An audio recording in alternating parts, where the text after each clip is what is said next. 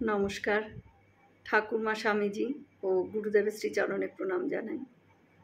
আজ 16ই আগস্ট 1886 খ্রিস্টাব্দের 16ই আগস্ট সোমবার রাত্রি 1:06 ঠাকুর মহাসমাধিতে লীন হয়েছিলেন।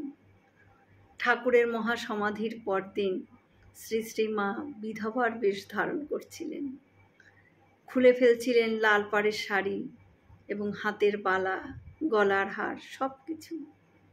কিন্তু ঠাকুর তখন মায়ের হাতটা চেপে ধরে বললেন, বালা খুলো না গো, আমি এই তো রয়েছি, এ ঘর থেকে সে ঘরে যাওয়া বই তো নয়। আরও বলেছিলেন তিনি, তুমি জগতের মহালক্ষ্মী, লক্ষ্মী যদি নিরাভরণ হয় তাহলে জগতের দুঃখ দারিদ্র্যের আর অন্ত থাকবে না যে। শ্রী শ্রী মা জীবনের শেষ দিন পর্যন্ত স্বর্ণ আভরণ দেহে ধারণ করেছিলেন এবং সরু লাল পাড়ের একটি শাড়িও পরেছিলেন। অপ্রত্যাশিতভাবে ঠাকুরের দর্শন পেয়ে আর তার মুখের কথা শুনে সকলেই বুঝেছিলেন প্রকৃতপক্ষে ঠাকুরের মৃত্যু হয় নাই। তিনি শুধুমাত্রই দেহটি ত্যাগ করেছিলেন। তিনি আছেন আরও জীবন্ত রূপে, সূক্ষ্ম দেহে, চৈতন্য ঘন রূপে। অন্তিমকালে আমরা ঠাকুরের কাছে কি প্রার্থনা করব?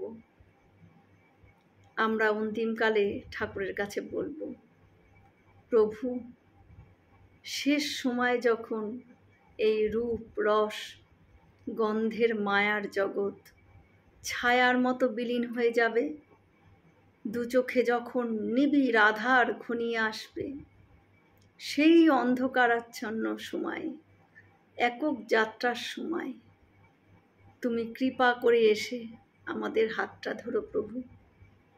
আলো দেখিয়ে তোমার জ্যোতির্ময়, চির আনন্দময়, চির মঙ্গলময় সেই লোকে নিয়ে যাও।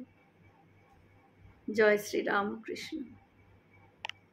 আমরা সকলে মিলে একসাথে বলি, জয় মহামায় কি জয়, জয় ভগবান শ্রী শ্রী রামকৃষ্ণ দেব কি জয়, জয় স্বামীজি মহারাজ জি কি জয়। হয়তো অনেক ভুল ত্রুটি করলাম, ক্ষমা করে দেবেন। সকলে ভালো থাকবেন, সুস্থ থাকবেন। ঠাকুর মায়ের কৃপা দৃষ্টি সকলের ওপর বর্ষিত হোক। শুভরাত্রি।